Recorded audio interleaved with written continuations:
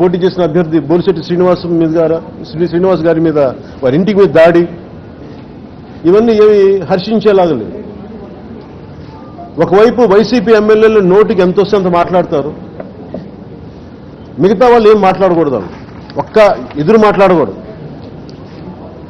ఇది ఒక ఫ్యూడలిస్టిక్ బిహేవియర్లా ఉంది తప్ప ఒక ప్రజాస్వామ్యంలో లేదు. వాళ్ళు గుర్తుపెట్టుకోవాల్సింది ఇక్కడ భయపడే వాళ్ళు ఎవరు లేరు. ప్రజాస్వామ్యానికి గౌరవిస్తాం, అంతేగాని పదే పదే వచ్చి, ఉదాహరణకి శ్రీకాళహస్తిలో కూడా ఎమ్మెల్యేగా పోటీ చేసిన అభ్యర్థుల మీద రకరకాల కేసులు పెట్టి ఏ స్థాయికి లా అండ్ ఆర్డర్ ఇదైపోయిందంటే, డిస్టార్ట్ అయిపోయిందంటే, దళితుల మీదే ఎస్సీ ఎస్టీ అట్రాసిటీ చట్టం ఉపయోగించేలా ఉంది. ఇంత దిగజారిపోయింది ఈ లా అండ్ ఆర్డర్ విషయం. ప్రతి ఒక్కరిని బెదిరించేయడం నిజంగా చాలా అసహనం ఉంది. దీని మీద ఖచ్చితంగా మాట్లాడాలని చెప్పి నేను ఒకటే చెప్పాను, దీని మీద ఖచ్చితంగా ఒక యాక్షన్ తీసుకోవాలి. ఇది పదే పదే వెళ్ళిపోతుంటే మాకు క్యాడర్ మొరల్ లూజ్ అవుతా ఉంది. అంటే దీనికి ఒకటే మా నాయకులందరూ చెప్పినా వారికి ఒకటే చెప్పాం, ఖచ్చితంగా ఇది పోలీసు ఉన్నతాధికారుల దృష్టికి అది లెటర్ ద్వారా పెట్టాలా, లేదంటే ఇప్పుడు ప్రతిసారి మేము చుట్టూ ఏమంటుందని నిన్న భారతీయ జనతా పార్టీ నాయకులు చేసినట్టుగా డీజీపీ గారి ఆఫీస్ని చుట్టుముట్టున్నారు. ఇవన్నీ ఎందుకు చేయాలి? ఎవరైనా సరే ప్రతి ఒక్కరు బాధ్యతగా ఉండాలి. వాళ్ళ పొలిటికల్ బాసెస్ చెప్పేది వాళ్ళు కూడా కొంత జాగ్రత్తగా విని ఒక న్యూట్రల్ పద్ధతిలో చేయకపోతే మటుకు ఆ వ్యవస్థలు నిర్వీర్యం చేసే పరిస్థితి వచ్చినప్పుడు ప్రజలు రోడ్ల మీదకి వస్తారు.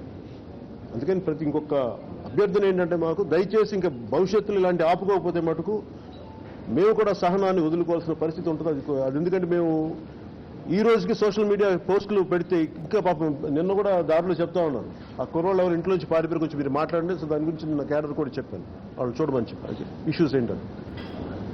ఇది ఎక్కడో ఈ పద్ధతి మారాలి. దీని మీద కూడా మేము ఒకటే ఏం చెప్పామంటే, ఖచ్చితంగా దీనిని వీళ్ళని అడ్డు ఆపు లేకుండా, మీరే మొన్న విన్నారు, పేకాట క్లబ్బులు నడిపే స్థాయిలో ఉన్నారు వీళ్ళు. ఆదాయం కావాలంటే పేకాట క్లబ్బులు కావాలి. పేకాట క్లబ్బులు ఏదైనా సరే ఉపాధి అవకాశాలు కల్పించండి అని ఉపాధి అవకాశాలు పరిశ్రమలు పెట్టాల్సిన స్థితిలో ఉండి పేకాట క్లబ్బులను ప్రోత్సహించడం ఏంటి?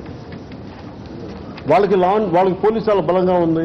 మరి ఇలా అన్యాయం గురించి మాట్లాడుతున్నప్పటికీ వీళ్ళ మీద దాడులు, ఇవన్నీ చాలా బాధ కలిగిస్తాయి. దయచేసి అలాగే మీడియాలో ఒక్క వార్త వ్యతిరేకంగా రాసిన చిన్న వెబ్సైట్ కానివ్వండి, ఒక చిన్న జర్నలిస్ట్ కానివ్వండి, లేదా సీనియర్ జర్నలిస్ట్ కానివ్వండి, ఒకటి వాళ్ళ మీద కేసులు కానీ, లేదంటే భయభ్రాంతులు చేసే ఫోన్ కాల్స్ కానీ, మీ ఇంట్లో వాళ్ళని ఇట్లా చేస్తాం ఇలా పెడతాం అని చెప్పి ఈ బెదిరింపులు, ఇది ఒక నిత్యకృత్యం అయిపోయింది.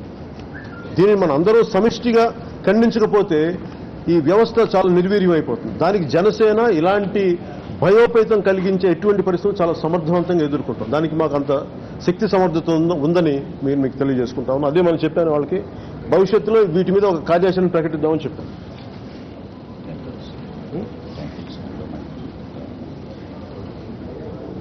ఇంకొకటి, గత సంవత్సర కాలంగా అందరికీ తెలిసిందే, ముఖ్యంగా చాలామంది మీడియా సోదరులు దృష్టికి తీసుకొచ్చింది ఆలయాల మీద దాడులు.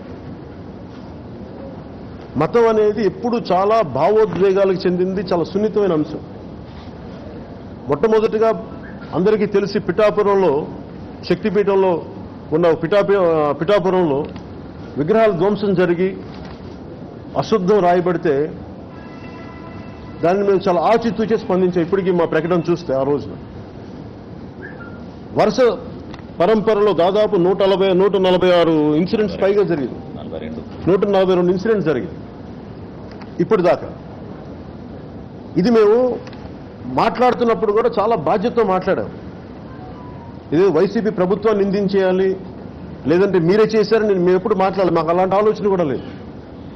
ఎక్కడ వైసీపీ విధానం నచ్చలేదంటే, విజయవాడ కనకదుర్గాదేవి గుడిలో వెండి సింహాలు పోయినా, ఇంకొక చోట ఆంజనేయ స్వామి విగ్రహం విరిగిపోయినా, ఇంకో చోట ఎలాంటి జరిగినా గంటల వెండి విగ్రహాలు వెండి సింహాలు తీసుకెళ్ళండి కోటలా కట్టుకుంటారు, మాకేంటి పని అని చెప్పి ఆ మాట్లాడిన నిర్లక్ష్యం, ఆ విధానం నచ్చలేదు. అంటే మీకు సీరియస్నెస్ లేదు. నాకు ఉద్దేశం అంటే చాలా చిన్న స్థాయి నుంచి మనం 2 దశాబ్దాలుగా ఈ దేశ పరిస్థితిలో చూస్తే సెక్యులరిజం అనే ఒక పదం ఉంది. ఈ సెక్యులరిజం అనే పదంలో అందరికీ సమాన హక్కులు, అందరికీ సమాన న్యాయం జరగాలి.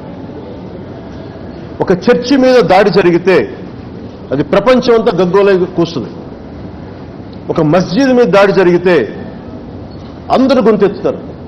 కానీ ఇంత వరుసగా 142 ఆలయాల మీద వరుస దాడులు జరిగితే ఇది ఒక మతం చేశారని చెప్పట్లేదు, ఇంకొక రాజకీయ పక్షాలు చేశారని చెప్పట్లే. కానీ మీరు ఈ చేసిన దోషులను పట్టుకునే విధానాన్ని వీళ్ళు ఏమాత్రం బాధ్యత లేకుండా మాట్లాడటం, ఈ రోజుకి పట్టుకోలేకపోవటం, ఇవన్నీ సంకేతాలు వేరుగా వెళ్తా ఉన్నాయి. అంటే 142 దేవాలయాల మీద జరిగితే ఈ పాటికి అదే వేరే ఏ మస్జిద్ అయినా ఏ చర్చ్ అయినా మీద జరిగితే ఈ పాటికి దేశం కాదు ప్రపంచం అంతా గగ్గోలు పెట్టేసే పరిస్థితి ఉండేది. దురదృష్టం, సెక్యులరిజం అనే పదానికి ఇండియాలో డెఫినేషన్ వేరు. హిందూ మతం మీద దాడులు జరిగితే అది అందరూ కామ్గా ఉండాలి, వేరే మతాల మీద జరిగితే గొంతెత్తేనే సెక్యులరిజం. దీనికి జనసేన వ్యతిరేకం. అందరూ సమానమైన, ఎవరు తప్పు చేసినా, అది హిందూ తప్పు చేసినా, ముస్లింలు తప్పు చేసినా, లేదంటే క్రిస్టియన్ మతం పాటించే తప్పు చేసినా ఖండించాల్సింది ఎవరైనా. ఒక చర్చి మీద దాడి జరిగితే మేము సమానంగా ఖండిస్తాం, ఒక మస్జిద్ మీద దాడి జరిగితే సమానంగా ఖండిస్తాం, ఒక హిందూ దేవాలయాల మీద పదే దాడి జరిగితే కూడా చాలా బలంగా ఖండిస్తాం. రామతీర్థంలోని రాముల వారి ఆలయంలో రాముల వారి విగ్రహాన్ని తల నరికేసి పడేస్తే నేను వెళ్ళలేక కాదు, వెళ్ళి గొడవ చేయలేక కాదు, కానీ నాకు తెలుసు మతం అనేది చాలా సున్నితమైన అంశం, చాలా భావోద్వేగాలతో కూడిన ఉంటుంది. నేను చలో అసెంబ్లీ అని ఒక రైతుల కోసం పిలిపించినంతగా రామతీర్థంకి నాకు పిలిపి ఇవ్వడం చాలా 100 ఆలోచిస్తాం. ఎందుకంటే ఈ తప్పులు చేసేవాళ్ళు, విగ్రహాలు ధ్వంసం చేసేవాళ్ళు, దేవాలయాల విగ్రహాల మీద అశుద్ధం రాసేవాళ్ళు వీళ్ళు చాలా కొద్ది మందే ఉంటారు. వాళ్ళ మతం ఏంటో, వాళ్ళ నైజం ఏంటో, వాళ్ళ పొలిటికల్ బ్యాక్గ్రౌండ్ ఏంటో మనకు తెలియదు. అందుకని నేను ఒక నిర్ధారణకి రాలేను. పలానా రోజులు చేస్తే నేను అన్నం చాలా బాధ్యతగా ఉంటాం. కానీ ఒక మాట మేము వెళ్తే అమాయకులు చాలా మంది బలైపోతారు. అసలు ఈ గొడవకి సంబంధం లేని ముస్లింలు కావచ్చు, క్రిస్టియన్స్ కావచ్చు, లేదా మిగతా హిందువులు కావచ్చు, ఈ భావోద్వేగాల్లో వెళ్ళి బలైపోతారని చెప్పి మేము చాలా నియంత్రణతోటి ప్రకటనకు వరకే ఇచ్చి నేను వెళ్లకుండా నన్ను నేను నియంత్రించుకున్నాను. బాధ లేదని కాదు, బాధ్యత చాలా ఆపింది.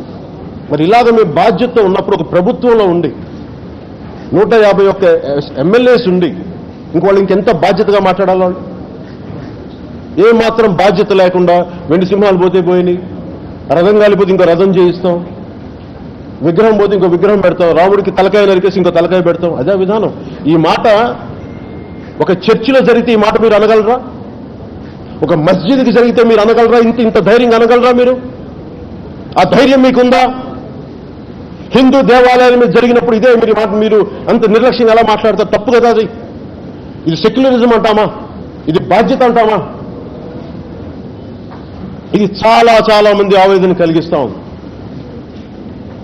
మన డీజీపీ గారు చెప్పినట్టుగా కానీ, గతంలో మనకి జగన్ రెడ్డి గారు చెప్పినట్టుగా, ముఖ్యమంత్రి జగన్ రెడ్డి గారు చెప్పినట్టుగా కానీ నిజంగా ఎవరన్నా వేరే వాళ్ళు ఉంటే, దోషులు ఎవరు ఉంటే, ఏ పార్టీలో ఉన్నా కఠినంగా శిక్షించండి.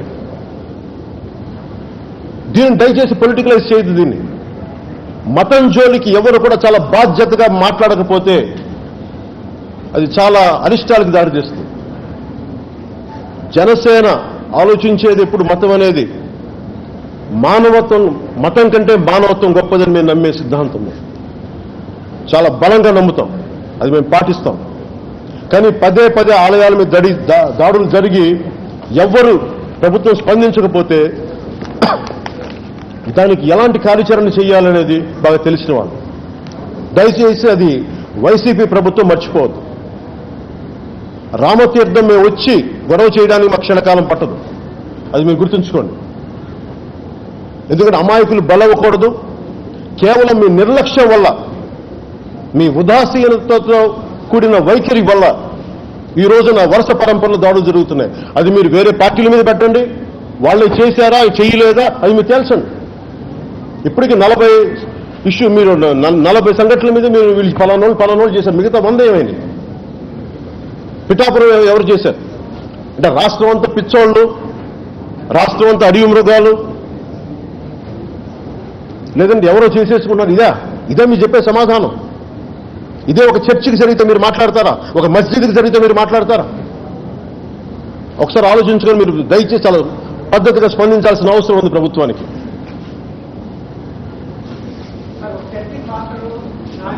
మాట్లాడు. ఎస్ ఎస్ మీ ప్రశ్నలో మాట్లాడు. అది కూడా మా దృష్టిలో ఉంది. విగ్రహాలు మేమే పగలు కొట్టామంటే వారి మీద యాక్షన్ లేదు. విగ్రహాలు ఇలా పగలు కొట్టేశారని సోషల్ మీడియా పోస్టింగ్ పెడితే ఈ రోజుకి నాన్ బెయిలబుల్ వారెంట్తో జైల్లో తిరుగుతున్నారు పిల్లలు. మరి ఇంకొక వైపు ఒక పాస్టరు విగ్రహాలు మేము ధ్వంసం చేశాం నేనే అని చెప్పి యూట్యూబ్ పెడితే ఎలాంటి యాక్షన్ లేదు. పట్టుకోవడానికి 8 రోజులు 10 రోజులు. ఏ సూచిస్తున్నాయి ఇవన్నీ? ఏ సంకేతాలు పంపిస్తున్నాయి? ప్రభుత్వానికి చెడ్డ పేరు రాదా? నేను జగన్ రెడ్డి గారు చేయించారని చెప్పట్లేదు, వైసీపీ చేయించిందని చెప్పట్లేదు. కానీ మీ ఉదాసీన వైఖరి ఇలాంటి యాంటీ సోషల్ ఎలిమెంట్స్ని ప్రేరేపించేలా ఉన్నాయి, ఎంకరేజ్ చేసేలా ఉన్నాయి. తద్వారా జరిగే పరిస్థితులు ఎలాంటి పరిస్థితి ఉత్పన్నమైతే అది వైసీపీ కారణం అవుతుంది. మీ చేతిలో బలమైన వ్యవస్థలుండి అధికార యంత్రాంగం ఉండి మీరు ఏ నిర్ణయం తీసుకోకపోతే అది భవిష్యత్తులో కకావికలమయ్యే పరిస్థితులు వస్తాయి. శాంతి భద్రతలకి ప్రమాదం కలిగే పరిస్థితి వస్తుంది. దీన్ని దయచేసి మీరు ఇప్పటికైనా సరే ఆలస్యం కాకుండా దీని మీద బలమైన చర్యలు తీసుకొని మేము కోరుకుంటున్నాం.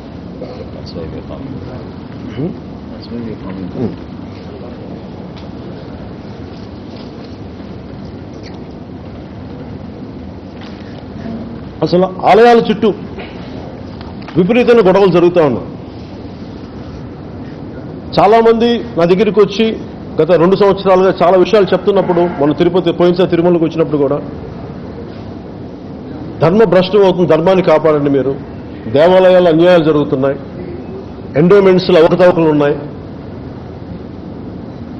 స్వామివారి మీద భక్తి లేని వాళ్ళందరూ కూర్చొని ఇక్కడ కొంత ఉద్యోగాలు చేసి ఇబ్బందులు ఉన్నాయి ఇక్కడ, ఇవన్నీ మీరు కొంచెం ప్రస్తావించండి పదే తీసుకొస్తే నేను అది 1.5 సంవత్సరం నేను ఆలోచిస్తా ఒకటే అనుకున్నాం. ఉదాహరణకి సింహాచలం గుడి దగ్గర నుంచి మీరు ఆ ట్రస్ట్ ఇష్యూస్ కానీ ఇవన్నీ చూస్తే అసలు ముందు దీని మూలం ఎక్కడికి వెళ్ళిందని ఆలోచిస్తే అసలు ఎండోమెంట్ బోర్డు నార్త్లో చాలా తక్కువ. ఇంకా చెప్పాలి, నార్త్లో అసలు లేదు, సౌత్లోనే ఉంది. సౌత్లోనే ఎండోమెంట్స్ బోర్డు ఎందుకు ఉంది? ఆర్కడ్ నవాబు కొన్ని 100 ఏళ్ల క్రితం వాళ్ళ దాడుల క్రమంలో తిరుమలని ఆక్రమించుకోవాలనుకున్నప్పుడు, కొల్లగొట్టాలి అనుకున్నప్పుడు అప్పట్లో ఉన్న పూజారులు కానీ పెద్దలు కానీ మఠాధిపతులు కానీ అందరూ కూర్చొని మీ సంవత్సరానికి మేము ఇంత కప్పం కడతాం, మమ్మల్ని వదిలేయండి. ఆయన కూడా ప్రతి సంవత్సరం కప్పం వస్తుంది కదా అని చెప్పి ఆర్కడ్ నవాబు వదిలేశాం.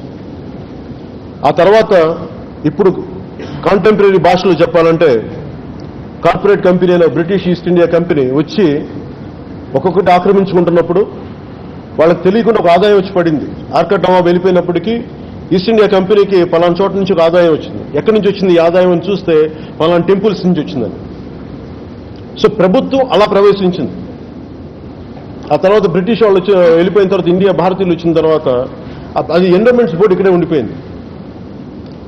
అది అలా చేసుకుంటూ వెళ్ళిపోయి ఈ రోజున ఎండోమెంట్స్ బోర్డు చేసే అవకతవకలు కానీ, అంటే ఇందాక మేము తిరుమల నుంచి చూస్తూ ఉంటే ముక్కోటి ఏకాదశికి ద్వారం ఒకరోజు తెరుస్తారు.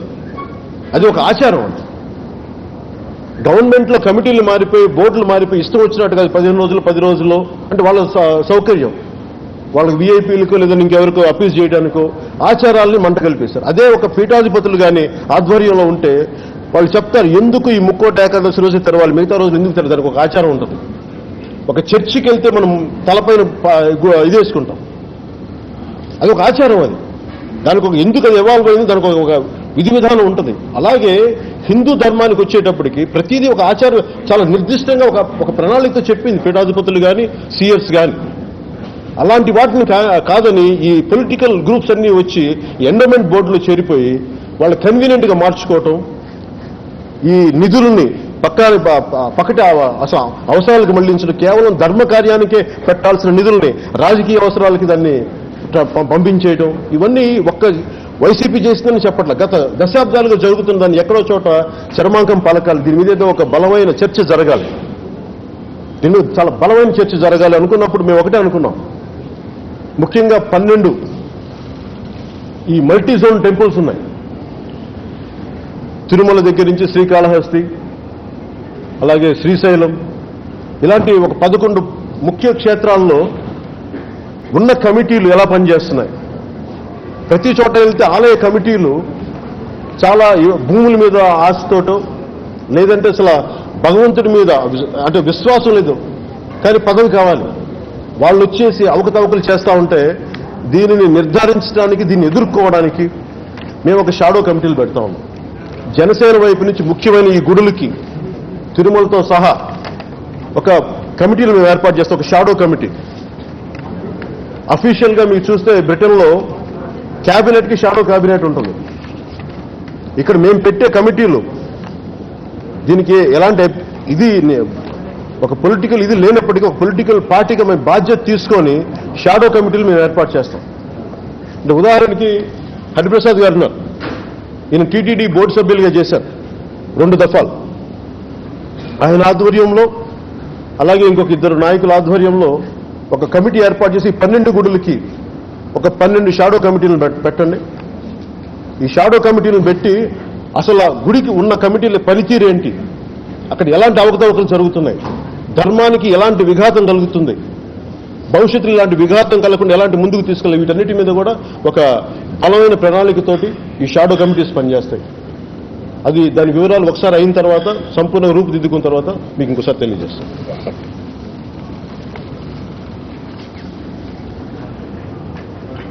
151 ఎమ్మెల్యేలు వచ్చిన తర్వాత మనం ఏం ఆశిస్తాం? బలమైన ప్రభుత్వం, పూర్ణ బహుమతి వచ్చిన ప్రభుత్వం వచ్చిన తర్వాత ఉపాధి అవకాశాలు ఇబ్బడి ముబ్బడిగా పెరిగిపోతాయి. లక్షలాది మంది నా సభలకు వచ్చి, జనసేన సభలకు వచ్చి, ఆ వచ్చిన జనం చాలా మేమంటే అభిమానం ఉండి కూడా వైసీపీకి వేశారంటే వాళ్ళకు మీకు బలమైన మాకు ఆర్థిక పరిపుష్టి ఉంటుంది, మాకు ఉపాధి అవకాశాలు దొరుకుతాయి, దీనికోసం వాళ్ళు ఓట్లేశారు. కానీ ఈ రోజున చూస్తే ముఖ్యంగా రాయలసీమలో చూస్తే ఉపాధి అవకాశాలు లేవు, కడుపు మండిపోయింది. మీరు చూస్తే నేను చాలాసార్లు రాయలసీమకు వచ్చినప్పుడు యువత బలంగా ఎందుకు వస్తారంటే వాళ్ళు బయట చెప్పుకోలేరు, వాళ్ళు ఒక నిరసన ద్వారా తెలియచేస్తారు, కానీ ఉపాధి అవకాశాలు లేవన్నా. మేము ఎక్కడికి వెళ్ళి మేము మెడ్రాస్కు పోవాల్సి వస్తుంది, లేదంటే కర్ణాటక పోవాల్సి వస్తుంది. మా అమ్మోళ్ళని వదిలి వెళ్ళడానికి మాకు ఇష్టం లేదు, మా ఊళ్ళలో మేము ఉండాలనుకుంటున్నాం. ఏ చిన్న పరిశ్రమ కూడా లేదన్నా ఇక్కడ. ఈ దాష్టీకాలు ఎక్కువైపోయినాయి. ఏదైనా ఎదురు తిరిగి మాట్లాడదామంటే మమ్మల్ని కొట్టే పరిస్థితులు ఉన్నా నిస్సహాయతతో ఉన్నారు యువత. ఉదాహరణకి కియా అనే ఒక ఫ్యాక్టరీ ఉంటే ఆ స్థానికంగా ఉండే ఆ సీఈఓ అని ఎవరినో వస్తే ఇక్కడ విదేశాల నుంచి వచ్చిన సీఈఓని పట్టుకొని బెదిరించేసి అట్లా పరిశ్రమలు ఎక్కడి నుంచి వస్తాయి? సో ఇలాంటి ఒకవైపు అభివృద్ధి కావాలంటారు, అభివృద్ధికి భద్రత కల్పించేంత వ్యవహార శైలి వీళ్ళ దగ్గర లేదు. అందుకని దీని మీద కూడా దృష్టి పెట్టాలి. అసలు ముఖ్యంగా ఉపాధి, ఎలాంటి ఉపాధి కావాలని చెప్పి నిరుద్యోగులతోటి ఖచ్చితంగా దీని మీద మేము కొన్ని కమిటీలు వేయాలి. నిరుద్యోగం అసలు ఎలాంటి, ఏ స్థాయిలో నిరుద్యోగం ఉంది, వాళ్ళకి ఎలాంటి ఉపాధి అవకాశాలు కావాలి, ఎలాంటి ఎంప్లాయ్మెంట్ ఆంధ్రప్రదేశ్కి కావాలి, దీని మీద ఖచ్చితంగా కూర్చొని చాలామంది పెద్దలతో కూర్చొని ఒక నిపుణులతో కూడిన కమిటీ కూర్చొని ప్రాంతాల వారీగా అక్కడ ఉన్న నైపుణ్యం ఏంటి, స్థానికంగా ఉన్న నైపుణ్యం కళ ఏంటి, వీటంటే మీరు బేస్ చేసుకొని ఈ ఉపాధి ఎలా కల్పించాలి, భవిష్యత్తులో ఎలా ఉపాధి అవకాశాలు ఉండాలి, ఎలాంటి పరిశ్రమలు రావాలనేది భవిష్యత్తులో దాని మీద కూడా ఒక బలమైన కార్యాచరణ.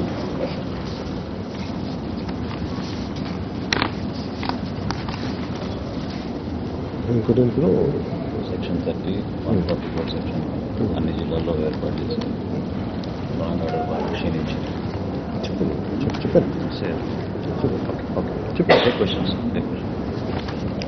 ఇంకొకటి ఆంధ్రప్రదేశ్ మన తిరుపతి పార్లమెంట్కి సంబంధించి చాలా లోతైన చర్చ జరిగింది. తిరుపతి పార్లమెంట్ సంబంధించి స్థానికంగా ఉన్న నాయకుల దగ్గర నుంచి, రాష్ట్ర స్థాయి నాయకుల దగ్గర నుంచి అందరూ వాళ్ళ ఫీడ్బ్యాక్ తీసుకున్న తర్వాత నాకు తెలియజేస్తుంది జనసేన పోటీ చేయాలి ఇక్కడి నుంచి అనేది చాలా బలంగా చెప్తా వచ్చాను.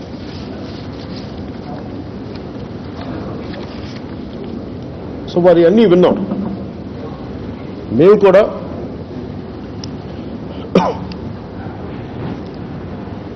చాలా భారతీయ జనతా పార్టీ నాయకులు వాళ్ళే అంటే మనల్ని జనసేనని మమ్మల్ని చిన్నచూపు చూస్తున్నారు, మమ్మల్ని పక్కకు పెడుతున్నారు అనే అంశాలు కూడా చెప్పారు.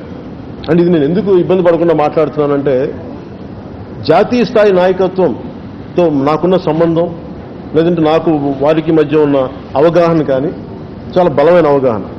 అది క్షేత్రస్థాయిలో, రాష్ట్ర స్థాయిలో రావడానికి ఆ అవగాహన కొంత లోపించింది.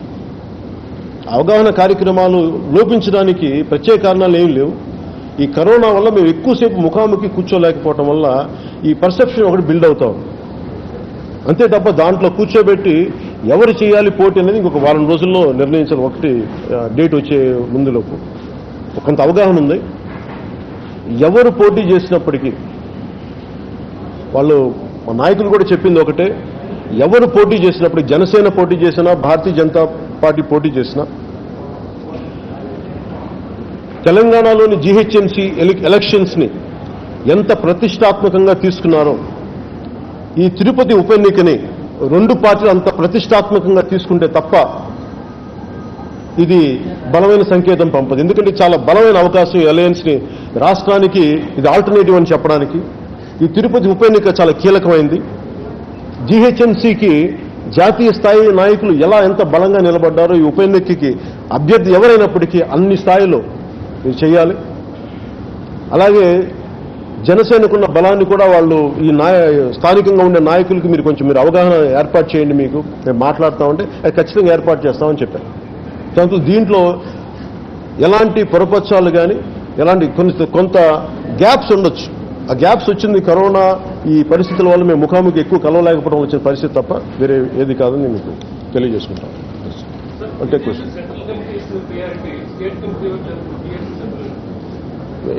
సార్ మళ్ళీ చెప్పరా?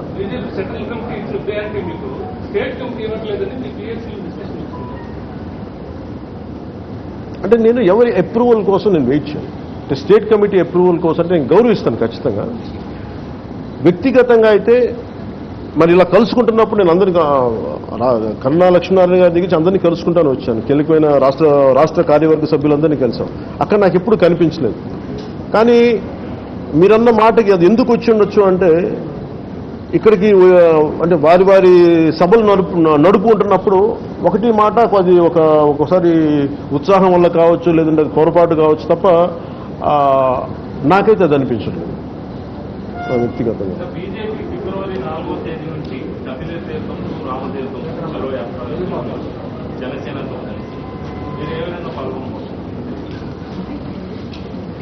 అంటే నేను రోడ్డు మీదకి రావడానికి ఎప్పుడు సిద్ధంగా ఉంటాను. కానీ నాకు ఒక ప్రత్యేకమైన విధి విధానాలు ఉన్నాయి. అంటే నేను వస్తే భావోద్వేగాలు ఎక్కువ ఉంటాయి. అది ఏ సమస్యకైనా సరే. మతం అనేటప్పటికీ నేను స్వయంగా నేను హిందువుని, నా దైవాల్ని నేను ఆరాధిస్తాను. మిగతా మతాల దైవాల్ని నేను చాలా చాలా గౌరవిస్తాను. చిన్నప్పటి నుంచి మా నాన్నగారు మా ఇంట్లో బైబిల్ ఉండేది, ఖురాన్ ఉండేది. ఎందుకంటే మేము సమస్త మత గ్రంథాలు మేము గౌరవించే కుటుంబం మా. సో అలాంటి నేపథ్యం నుంచి వచ్చిన నేను ఈ భావోద్వేగాలు అంటే నేను వచ్చి చలో అసెంబ్లీ అనేది ఒక దీనికి నేను పిలిపించినంతగా రామతీర్థంకి వెళ్ళి మాట్లాడాలంటే నాకు భయం ఏంటంటే ఇది అమాయకులు బలవకూడదు. మిగతా నాయకులు చేసిన విధానం వేరుంటుంది. కానీ నేను స్వయంగా పాల్గొంటే అది ఎలాంటి సమస్యలు ఉత్పన్నం అవుతాయో అన్న ఒక భయం కంటే కూడా బాధ్యత నా మీద ఉంది. కాబట్టి కొంచెం నేను దాన్ని ఆచితూచి స్పందిస్తాను. అందుకని మా క్యాడర్కి అంటే తప్పు జరిగింది, ఆ తప్పుని బయటికి తీయాల్సిన అవసరం ఉంది, అది తెలియజేయండి. అక్కడ దాకా నేను ప్రస్తుతానికి ఉన్నాను. భవిష్యత్తులో ఎలా ఉంటుందో నేను చెప్తాను. ప్రాధాన్యత ఉంటుంది మా దగ్గర అన్నటువంటి ఈ మాట అదే సమయంలో భారతీయ జనతా పార్టీకి సంబంధించినటువంటి కీలకమైనటువంటి బైబిల్ పట్టుకునే పార్టీ కావాలా లేకపోతే భగవద్గీత పట్టుకునే పార్టీ కావాలా? ఎందుకంటే తిరుపతి ఎన్నిక ఈ అంశం మీద జరుగుతున్నటువంటి మాట మాట్లాడారు. దాని ఎట్లా చూడాలి? అంటే బైబిల్, భగవద్గీత, ఖురాన్ ఏదైనా సరే దేవుడి వాక్యే కదా. అది వ్యక్తిగతంగా నేను అలా విడగొట్టలే అంటే ఏ కాంటెక్స్లో అన్నారో నాకు తెలియదు. అన్న వ్యక్తులు ఎవరు అంటే సమాజాన్ని అంత విడగొట్టడం నాకు కొంచెం ఇబ్బంది. నేనైతే అలాంటి మాటలు మాట్లాడలేను. అంటే అది పార్టీలు ఎవరున్నారు? బండి సంజయ్ గారు అనే విధానంలో అది ఏ కాంటెక్స్లో అన్నారు, ఏ పర్పస్ ఇప్పుడు మీరు కూర్చోండి. ఆయన అన్న పదం నాకు అర్థం చేసుకోగలను. ఆయన ఆవేదన నుంచి వచ్చిన మాట. వరుసగా దేవాలయాలు ధ్వంసం అవుతూ ఉంటే ఏం పట్టించుకోకుండా పోతే పోయింది, రథం కాలితే కాలిపోయింది, లేదంటే కూర్చోబెట్టి ఆంజనేయ స్వామి విగ్రహం చేయకూడదు, ఆ విగ్రహం ఆయనను బాధపడతాడా? ఇవన్నీ వాళ్ళంత నిర్లక్ష్యంగా మాట్లాడితే దానికి సమాధానం చెప్పడానికి ఒక మాట అన్నారేమో. నాకు తెలిసి ఆ స్థాయి వ్యక్తులు నిజంగా లోపల నుంచి అలా ఉంటే ఇలా ఉండదు కదా ప్రపంచం. అది అందుకే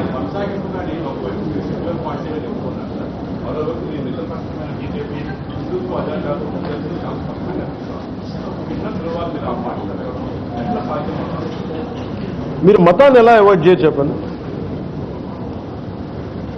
భిన్న ధృవాలు అంటున్నారు మీరు.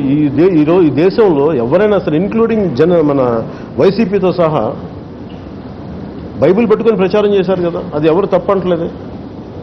ఎవరి మత విశ్వాసాల ప్రకారం వాళ్ళు ప్రచారాలు చేస్తే తప్పే ఉందని. సో మీరు ఇది ఒక భారతీయ జనతా పార్టీకి ఆపాదించదు. అదే అన్నాను. ఇది ఈ కోణం ఏమవుతుందంటే మతం అనేటప్పుడు కేవలం భారతీయ జనతా పార్టీ అంటే నేను ఈవెన్ భారతీయ జనతా పార్టీ పొత్తు లేకపోయినప్పుడు ఇదే మాట్లాడగలను. అంటే ఇది ఒక సగటు భారతీయుడిగా నా అబ్జర్వేషన్ ఏంటంటే మీరు ఒకరికి అప్లై చేసిన రూల్ మిగతా వాళ్ళు కూడా అప్లై చేయాలి. మీరు ఈ మాట భగవద్గీత అనే మాట మీరు వీరికి అప్లై చేసినప్పుడు ఇంకొక ఇది కూడా మీరు వీళ్ళకి కూడా అప్లై చేయాలి. అందుకని దీన్ని మనం కేవలం ఒక బీజేపీ అనే కోణం నుంచే చూడదు.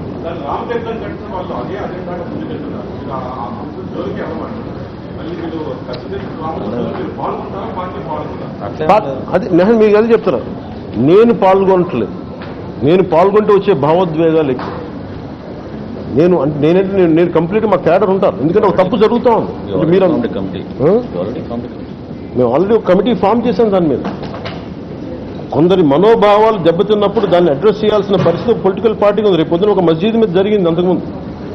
దానికి అడ్రస్ చేయాలంటే ఎలా వస్తాం? ఇట్లాగే వస్తాం దాని మీద. అప్పుడు కూడా నేను మసీద్ జరిగిందని చెప్పి నేను వెళ్ళి మాట్లాడితే మీకు తెలుసు, మీకు ఆదోనిలో నాకు ఎంత ముస్లిం అభిమానులు ఉన్నారు. నా అభిమానుల్లో చాలా మంది బలంగా జన సైనికుల్లో కానీ నా అభిమానుల్లో కానీ విపరీతంగా క్రిస్టియన్ మతాన్ని పాటించే అభిమానులు ఉన్నారు, ఇస్లాంని పాటించే అభిమానులు ఉన్నారు. సో మేము అంటే అలాగని చెప్పి హిందూ మత దేవాలయాల మీద దాడి జరుగుతున్నప్పుడు అది ఒక పార్టీ నిర్ణయం. అది ఖచ్చితంగా దోషులను పట్టుకోమంటున్నారు తప్ప దాంట్లో ప్రభుత్వం పట్టించుకోవట్లేదు. కాబట్టి ప్రభుత్వం పట్టించుకుంటే అసలు ఈ గొడవే ఉండదు కదా. మా కమిటీ వేయాల్సిన అవసరం ఏముంది? లేదంటే వెళ్ళి అన్ని తీర్థాలు తిరగాల్సిన ఈవెన్ బీజేపీకి అవసరం ఏముంది? నిజంగా వైసీపీ కనుక మొదటి ఇన్సిడెంట్ సంఘటన రోజున నిజమైన ఒక ఇన్వెస్టిగేషన్ జరిపి దోషులను శిక్షించుంటే అసలు ఈ పరిస్థితి వచ్చిండేది కాదు కదా. దాన్ని అలా చూడండి.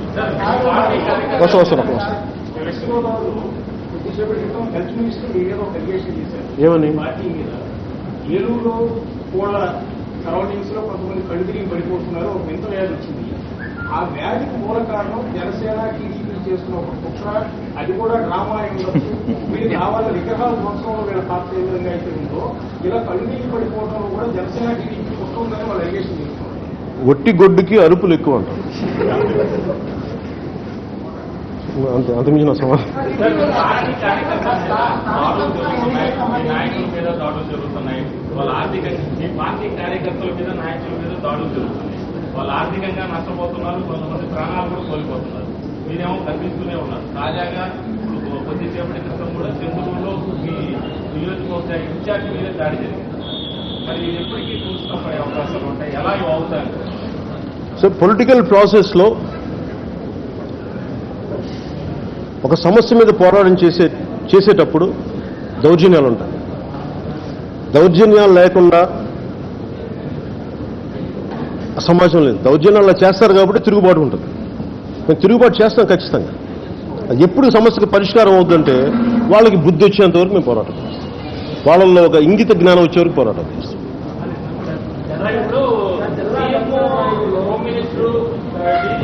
ఒకే మతానికి చెందిన వారి వల్లనే దాడులు ఎక్కువ జరుగుతాయి.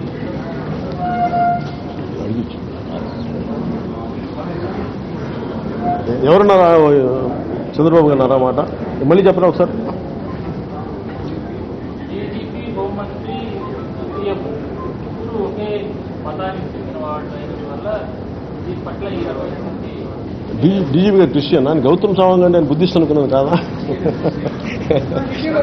అంటే దాన్ని అలాగే అది ఒక మాట అనేయడం తేలిక, కానీ మత ప్రాతిపాదికన విడతీయటం నాకైతే మనసు ఒప్పదు. అది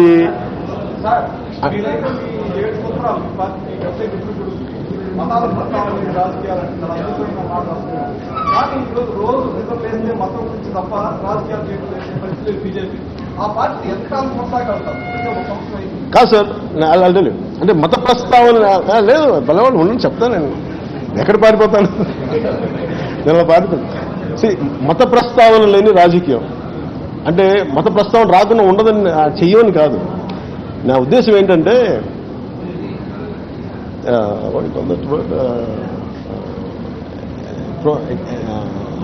లిబరేషన్ ఆఫ్ స్లేవ్స్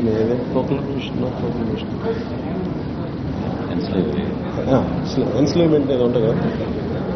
అంటే ఉదాహరణకి అమెరికన్ ఫౌండింగ్ ఫాదర్స్ ఈ స్లేవరీని అబాలిష్ చేయాలి అనేది వాళ్ళు రాసుకున్నది మొదటి వాక్యం. కానీ అది సాధించడానికి 65 దాకా 1960 దాకా వచ్చింది. ఈ రోజుకి ఇంకా జరుగుతూనే ఉంది. అంటే ఒక ఆశయం. నేనేం కోరుకుంటానంటే అసలు మత ప్రస్తావన లేని రాజకీయ వ్యవస్థ ఉండాలి. కేవలం సమస్యలుగానే చూడాలి. అలాంటి వ్యవస్థ కావాలి. అది మేము కోరుకుంటా ఉన్నాం. ఆ భాగంలో అది సాధించే భాగంలో కొంత మత ప్రస్తావన నాకు ఉండకపోవచ్చు. కానీ నేను మత ప్రస్తావన నేను తీసుకురాను. కానీ మీరు గుళ్ళు పగలు కొడతా ఉంటే first of all it is law and order situation. It is a law and order situation చూసినా మతం గురించి మాట్లాడాల్సి వస్తుంది. సో దాంట్లో భాగమే తప్ప ప్రత్యేకించి దాన్ని వేరే ఉద్దేశం ఏంటండి.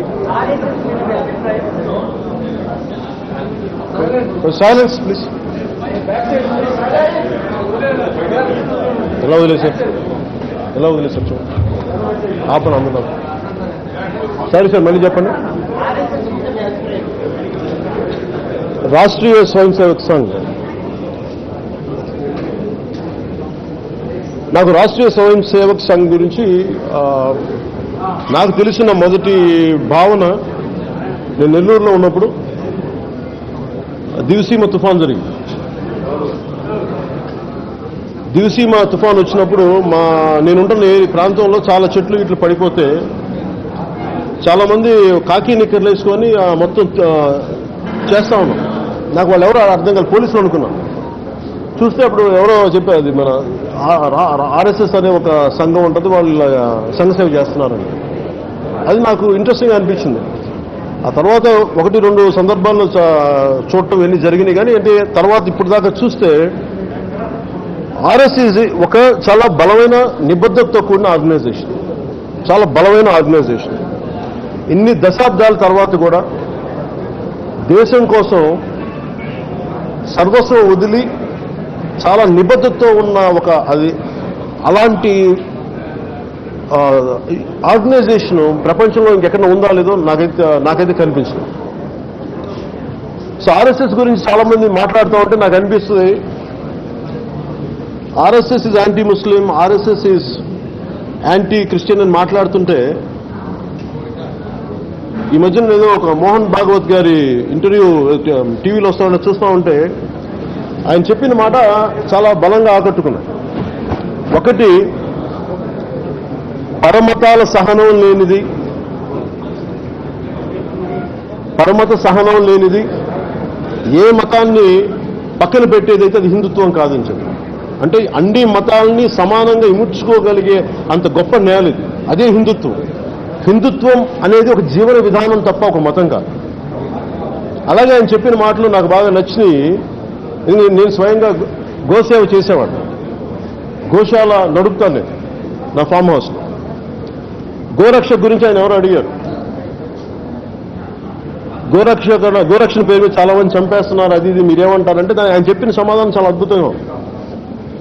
కనువిప్పు కలిగేలా ఉంది ఎవరికైనా సరే. గోరక్షణ అంటాం. అసలు ముందు రోడ్ల మీద ఇన్ని ఆవులు వెళ్ళిపోతూ ఉన్నాయి, చెత్త చెదారం తినేస్తూ ఉన్నాయి. వాటిని రోడ్ల మీద వదిలేసి ఎవరో చంపుతున్నారు మీరెందుకు ఏడుస్తారు? ముందు వాటిని సంరక్షించండి.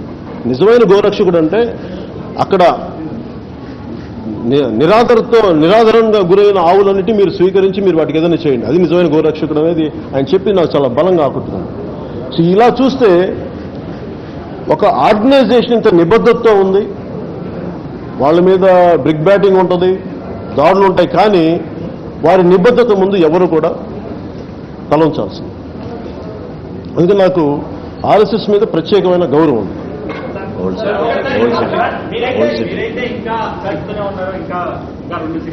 సిటీ కానీ సోము వీరాజు గారు తిరుపతిలోనే మా అభ్యర్థి పోటీ చేస్తున్నాడు అని ప్రకటించారు. అంటే ఆయన మాటకి విలువుందనా విలువలేదనా విలువ తీసుకుంటారు ఏంటి? అది సోమవీరాజు గారిని అడగకూడదు. సోమవీరాజు గారి మాటలు నోట్లో విన్న అడగమంటే ఎలా చెప్తాను. కేంద్ర ప్రభుత్వం రూపొందించిన వ్యవసాయ చట్టాలని సిబిఐ మాజీ అధికారి లక్ష్మీనారాయణ చీరాల బాపట్లో ప్రాక్టికల్ గా రైతులతో సంఘాలు నడిపి అమ్ము ఉండాలని ఏం చెప్పారంటే మనం స్వామినాథన్ కమిషన్ ఇది చాలా కాలంగా కోరుకుంటున్నాము. ఇది ఈ లోకసభ ఏకైక కార్యం ఏం చెప్పారంటే ఈ దేశంలో ఒక జాతి ఉంది, అపోజిషన్ రూలింగ్ చెప్తే చూశాను ఈ వ్యవసాయాన్ని మనం కోరుకుంటాము. కేవలం రైతులంటే ఢిల్లీ రైతులే కాదు, ఇది చాలా కాలంగా కోరుకుంటారు. వాటికి ఒక కాన్వెంట్ చెప్తారు. అంటే ఒకటి అంటే వ్యవసాయ చట్టాల గురించి అవగాహన అంటే మీరు చెప్పింది జేపీ గారిది కూడా చూశాను. అంటే జేపీ గారు చెప్పింది ఏంటంటే ఒక మంచి చట్టం కూడా నచ్చని నాయకుడు పెడితే ఎదిరించడం అనే దాని మీద పెట్టారు. అది తప్పు కదా అని అండ్ అందులో ఆ రెండు అంటే ప్రత్యేకంగా అక్కడ వీట్ పండిస్తారు, గోధుమలు పండించే క్షేత్రాలు అవన్నీ. అలా గిట్టుబాటు ధరవి చాలా గొడవలు ఉన్నాయి ప్రతిదీ. సో దీని మీద మీరు కూడా చూస్తే కొంత మంచి జరిగేది ఒక మంచి చేయాలనుకున్నా కానీ ఇంక్రిమెంటల్గా చేయాలి తప్ప ఓవర్ నైట్ చేసేద్దామంటే కొన్ని అనుమానాలు అపోహలు ఉంటాయి. దాని మీద ఉంది అది ఫైనల్గా ఈ రోజున రాష్ట్ర మన కేంద్ర ప్రభుత్వం కూడా 18 నెలలు దాన్ని ఆపింది కదా. సో భవిష్యత్తులో అందరికీ ఆమోదయోగ్యమైన పరిస్థితుల్లో వస్తాయని నేను నమ్ముతున్నాను. సారీ సార్ జిల్లా జనసేన నాయకుల్లో ఒక చెప్తాం అలాంటి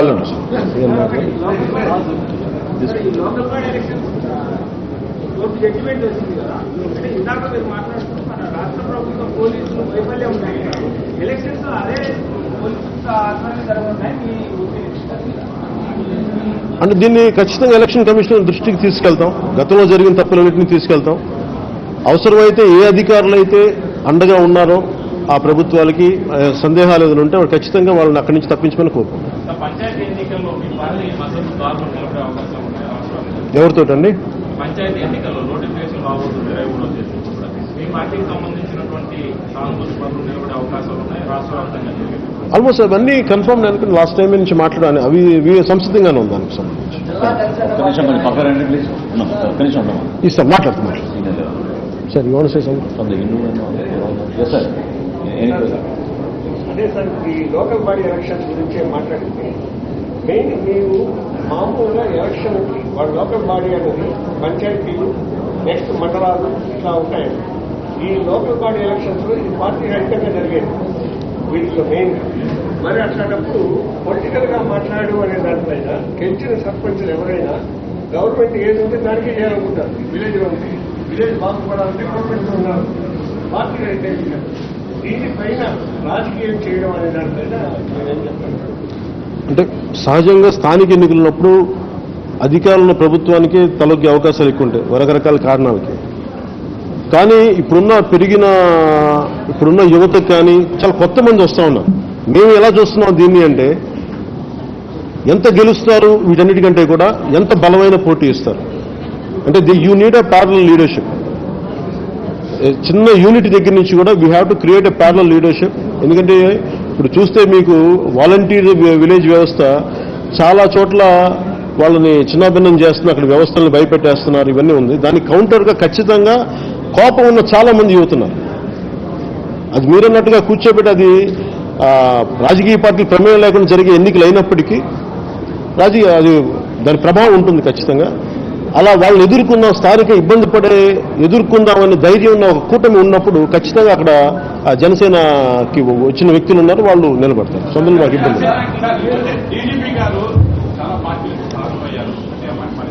మీరు డీజీపీ గారి మీద పడ్డారు. మీరు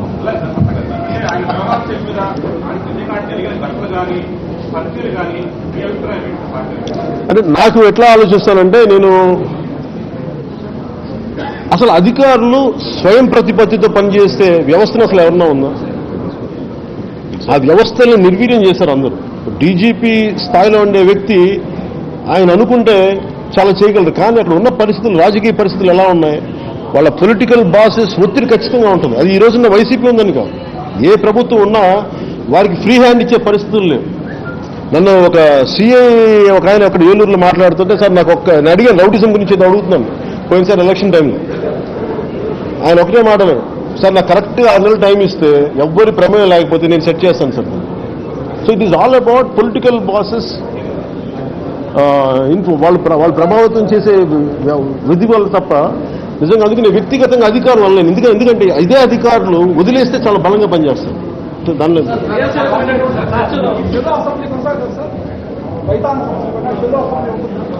దాని మీద కూడా నేను చర్చకు వచ్చిందండి, అది స్కిప్ అయింది. ఖచ్చితంగా చెలో అసెంబ్లీ ఉంటుందండి. మేము అందరినీ సంసిద్ధం అమ్మనే చెప్పాము అందరినీ. దాని మీద కనుక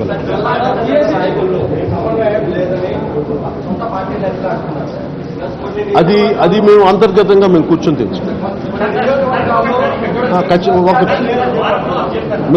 మేము అంతర్గతంగా అది మా పార్టీలో మేము తెలుసుకునేది. మేము ఒకరికి ఏం చెప్పండి, మీరు బయట మాట్లాడగానే లోపల కూర్చొని తెలుసుకున్నాము సార్.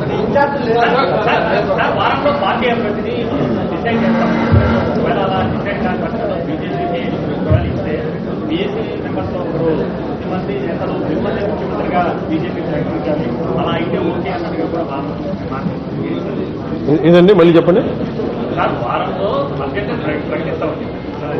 వారంలో ఓకే.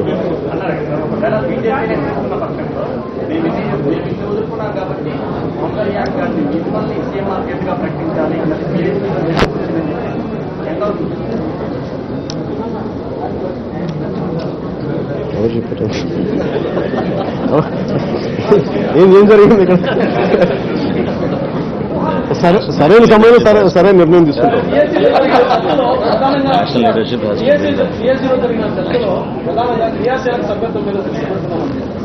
రాజకీయ పార్టీ ఏర్పాటైనప్పటి నుంచి ఇప్పటి వరకు కూడా త్యాగాలతోనే పోతుంది తెలుసు. అంటే మొదట్లో ఒకరికి సపోర్ట్ చేయడం, ఆ తర్వాత ఇండిపెండెంట్ పోటీ చేసాం. ఇప్పుడు ఏమంటే జిహెచ్ఎంసీ ఎన్నికల్లో కూడా మీ త్యాగం. ఇప్పుడు మన తిరుపతి ఆ తర్వాత అంటే ఇప్పుడు క్రియాశీలక సభ్యత్వంలో ఏ రకమైనటువంటి రేంజ్ మీరు ఎక్స్పెక్ట్ చేయకూడదు.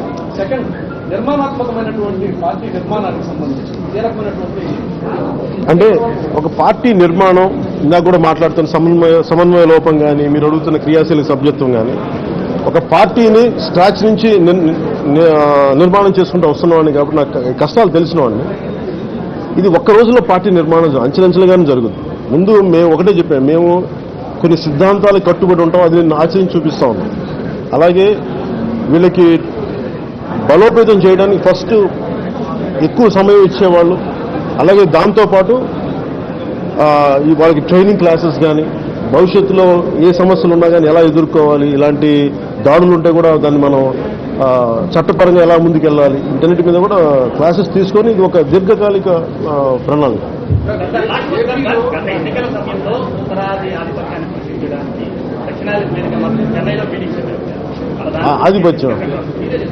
ఆధిపత్యం అనే పదం వాడదు. నేను అంటుంది ఏంటంటే ఎవరికి ఈ దేశంలో ఎవరికి అన్యాయం జరిగినా దాన్ని గుర్తించి స్పందించాల్సిన అవసరం, అంతే తప్ప కూర్చోబెట్టి. అంటే నేను ఒకటి మాట్లాడుతున్నప్పుడు రెచ్చగొట్టే విధానం ఉంది. ఒక జబ్బు ఉంది, ఒక క్యాన్సర్ గ్రోత్ ఉంటే ఒక జబ్బు ఉంటే దాన్ని ఏం చేస్తాం మనం, గుర్తించి దాన్ని మందు వేయమంటాం. అలా ఆ విధానంలో చూడాలి తప్ప వేరే ఇంక చాలని ఎవరో మెసేజ్ పంపిస్తారు రాబండి.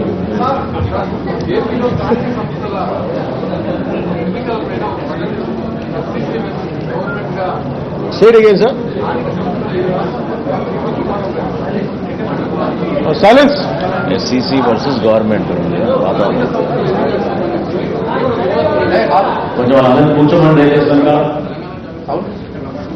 స్థానిక సంస్థలు ప్రెస్ కాన్ఫరెన్స్ దయచేసి అందరూ సహకరించాలి. ఎస్సీసీ వర్సెస్ గవర్నమెంట్ గా ఇప్పటికే కూడా కొన్ని మాటలు టీకాని వేస్తున్నాము, కరోనాని కారణంగా చూపించి ఎన్నికలు వాయిదా వేయాలని చెప్పి గవర్నమెంట్ దాన్ని సమర్పిస్తారు. SEC versus government. SEC. You're always ready for elections whenever. అంటే నాకు లాజిక్ నాకు అర్థం కాదు. నిజంగా వైసీపీ ప్రభుత్వానికి కరోనానే ఇబ్బంది అయితే వాళ్ళ ఎమ్మెల్యేలు పీక్ కరోనా టైంలో బర్త్డే పార్టీలు చేసుకున్నారు, అప్పుడు ఇష్యూ రాలా. అలాగే వాళ్ళు చేసే చాలా ఇప్పుడు మందుల షాపులు ఓపెన్ చేసినప్పుడు కరోనా ఇష్యూ రాలా.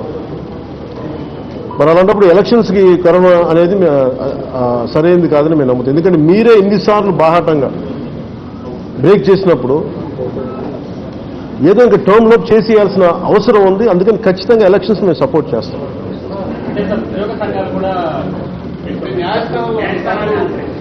ఇప్పుడు అలా కాదు, దేనికి ఇక మీరు అంటున్నట్టుగానే ఎలక్షన్స్ ఇప్పుడు ఎలక్షన్స్ పెడితే కరోనా ఉధృతం అవుతుంది అంటున్నాం కదా. ఈ మీటింగ్ వల్ల ఉధృతం అవుతుంది ఎందుకు అనుకుంటారు? అందరూ ఎంత దూరంలో మొత్తం. సో అందుకని ఎలక్షన్స్కి అది పెద్ద ఇష్యూ కాకూడదు. అది కేవలం అది ఒక దాన్ని ఒక ఎక్స్క్యూజ్ అనుకుంటాం. సార్ సోమవీరాజు గారు మొదలైన ప్రమాణం మీరనుక కలిసి ఏమైనా పనిచేసే అవకాశం ఉందా? బీజేపీ అంటే సార్ మీరు అర్థం చేసుకోవాల్సి, నాకు ఎవరితో విభేదాలు ఉన్నవాడు. రాష్ట్ర ప్రయోజనాల కోసం అందరూ బాగుండాలని పనిచేసినప్పుడు నాకు వీళ్ళతో పని చేయకూడదు, నాకు అంత వ్యక్తిగత శత్రుత్వం ఎవరితో ఉండదు నాకు. అందరూ కలిసి కామన్గా గవర్నమెంట్ ఏర్పాటు రిజిస్టర్ చేస్తున్నారు. వివిధ విషయాల్లో వాటి పనిచేసి అన్ని ప్రతిపక్షాలు కలిసి ఉమ్మడి పోరు ఏమన్నా చేసే అవకాశం ఉంది. అలాంటి చేస్తే బాగుంటుంది, కానీ ఎవరు రారే. గవర్నమెంట్నే మీరు సపోర్ట్ చేస్తాం, గవర్నమెంట్నే మీరు సపోర్ట్ చేస్తాం. You not constructive criticism. Even with ప్రభుత్వం చేసినప్పుడు కూడా వెరీ కన్స్ట్రక్టివ్ కూర్చోబెట్టి. ఎందుకంటే డెమోక్రసీలో ఇది సహకారం ఇచ్చే పరిస్థితులు ఉంటాయి, సంఘర్షణ చేసే పరిస్థితులు ఉంటాయి. Time to cooperate and time to confront. So ఆ హెల్దీ అట్మాస్ఫియర్ వెళ్ళకపోతే మటుకు తప్పు అవుతుంది. అందువల్ల మేము ఏంటంటే ఎవరైనా సరే కలిసి ఇష్యూ మీద పనిచేద్దాం అనుకుంటే ఖచ్చితంగా ఉంటుంది. కానీ నేను ఒక్కనే ఉన్నప్పుడు వెళ్ళగలను. సపోజ్ ఉదాహరణకి పోయినసారి మేము సిపిఎం తెలియనప్పుడు వాళ్ళు బీజేపీ వాళ్ళతో మేము కలవనేవాళ్ళు. ఇప్పుడు నేను బీజేపీ నాయకులు లాంటిది ఖచ్చితంగా వాళ్ళు సిపిఎం వస్తే రారు. సో అలాంటివి నాకైతే వ్యక్తిగత, ఎందుకంటే నేను చాలా మిడిల్ పాత్లో ఉంటాను. సో నాకు అందరితో ఆమోదం అది నాకు తెలియదు. నిజంగా నాకైతే అదేం కనిపించట్లేదు. నాకు తెలిసి ఓన్లీ జనసేన బీజేపీ ఉంది, కానీ టీడీపీ ఉంటుందా లేదా అనేది నాకు ప్రస్తుతానికి నాకైతే అనిపించదు. ఇంకొక అది అనౌన్స్ చేద్దాం. చెప్పిన బ్యానర్ ఉందని ఇక్కడ వద్దంటున్నారు, పక్కన ఇద్దామంటున్నారు. ఎక్కడ తీసేద్దాం, సో తీసేద్దాం బ్యానర్ తీసేయండి. బ్యానర్ తీసేయండి. ఇంకో చిన్న కార్యక్రమం ఉంది, దయచేసి ఒక 2 minutes వెయిట్ చేయండి. అది ఇందులోపు నేను ఇంట్రడ్యూస్ చేస్తాను మా పార్టీలో ఉన్న సీనియర్ నాయకులు, పొలిట్ బ్యూరో సభ్యులు అరం ఖాన్ గారు. ఒక్క నిమిషం. అరం ఖాన్ గారు, పిఎస్సి సభ్యురాలు యశస్విని గారు, అలాగే తూర్పుగోదావరి జిల్లా కాకినాడ నుంచి పంతం నానాజీ గారు, మా దుర్గేష్ గారు అధికార ప్రతినిధి పిఎస్సి సభ్యులు. మీ అందరికీ పరిచయమే మన డాక్టర్ గారు. ఇక్కడ మా మన్సూర్ రెడ్డి గారు అనంతపురం నుంచి, ధర్మవరం కాన్స్టిట్యున్సీ నుంచి, అదేవిధంగా ముత్తా శశిధర్ గారు కాకినాడ నుంచి, మనుక్రాంత్ రెడ్డి గారు నెల్లూరు నుంచి. వీళ్ళంతా పిఎస్సి సభ్యులు. అరం ఖాన్ గారు పాలిట్ బ్యూరో సభ్యులు. ఇంకొక చిన్న కార్యక్రమం ఉంది, దయచేసి ఒక నిమిషం వెయిట్ చేయండి.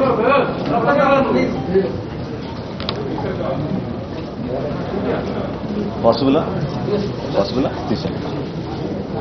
వెనకాలేమో అంజీ వెనకాలేమో చూడండి, క్లీన్గా ఉందా? ఓకే.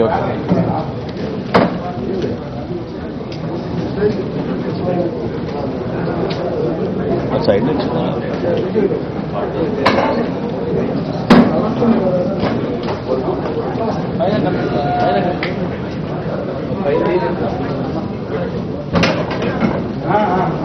ఏంటిది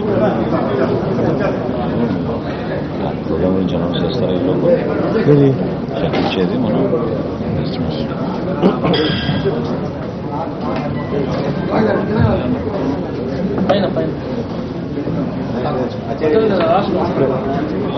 ఇది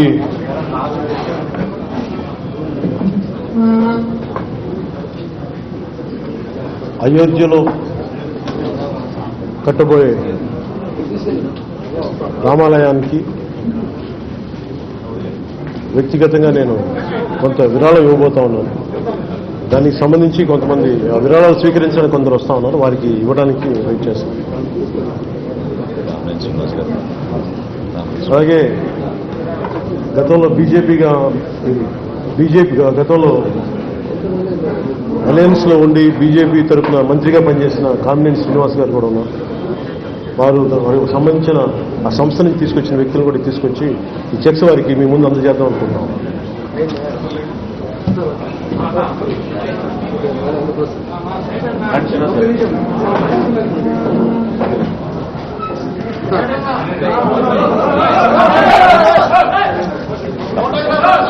ఏంటంటే తీసుకున్నాక మళ్ళీ మీరు ఒకసారి పట్టుకోండి. ఒక్క నిమిషం ఇస్తాను మీకు ఇస్తాను మీకోసం మళ్ళీ ప్రత్యేకించి కొంచెం పక్కన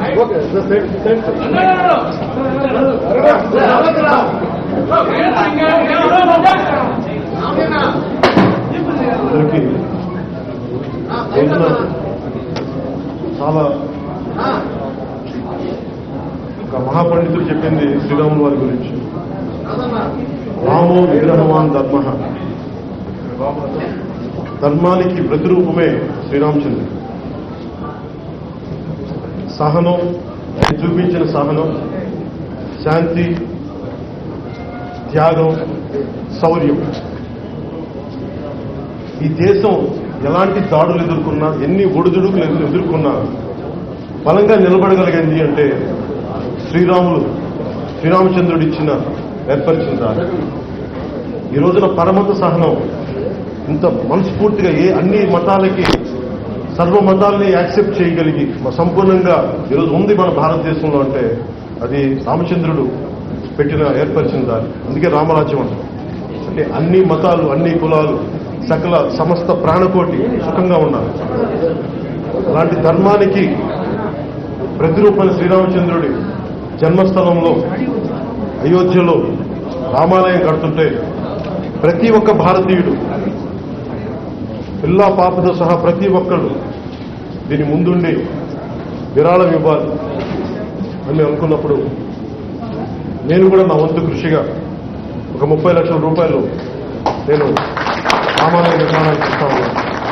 నేను ఇస్తున్నానని తెలియగానే చాలా ఆశ్చర్యంగా నా కింద అంటే నాతో పనిచేసే నాతో అంటే నాకు చాలా సభ్యులుగా అంటే ముఖ్యంగా చెప్పిన కార్యవర్గం, ఇంటికి సంబంధించిన ప్రతి ఒక్కరు కూడా రకరకాల మతాలకు చెందిన వాళ్ళు ఉన్నారు, క్రిస్టియన్స్ ఉన్నారు, ముస్లిమ్స్ ఉన్నారు, అనేక రకమైన కులాల వాళ్ళు అందరూ కూర్చొని ఈ రోజున వాళ్ళ తరపు నుంచి కూడా ఒక 11,000 రూపాయలు చెక్ వాళ్ళు కూడా నాకు ఇవి కూడా మీరు ఇవ్వండి, డబ్బులు ఇస్తే నేను వాటిని కూడా డీడీ తీసుకొచ్చి వాటి తరఫున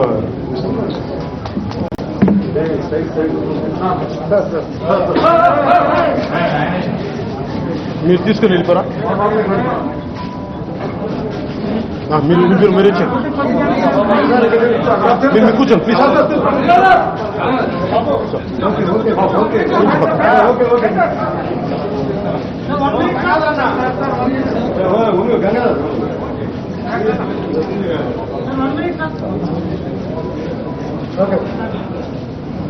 సార్ ఇది check sir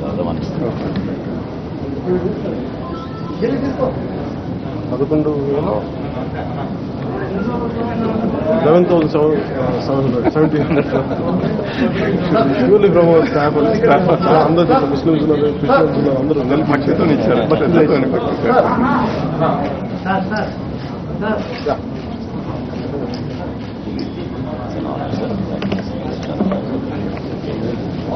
thank you sir.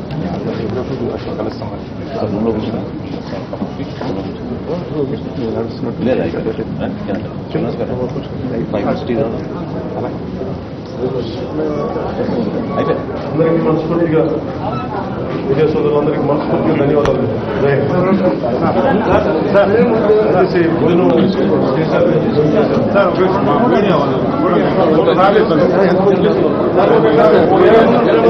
కొంచెం ఆగ్రహం చేస్తారు కిందకి